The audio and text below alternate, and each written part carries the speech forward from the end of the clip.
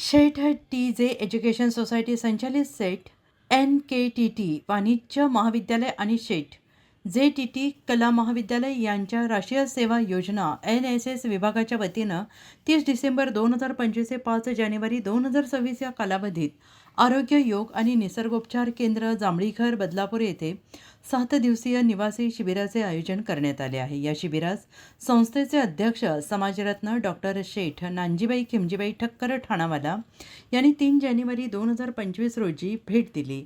समाजसेवा, शिक्षण प्रसार आणि मूल्याधिष्ठित शिक्षणासाठी परिचित असलेल्या डॉक्टर ठक्कर यांनी NSS स्वयंसेवकांशी मनमोकळा संवाद साधत प्रेरणादायी मार्गदर्शन केले।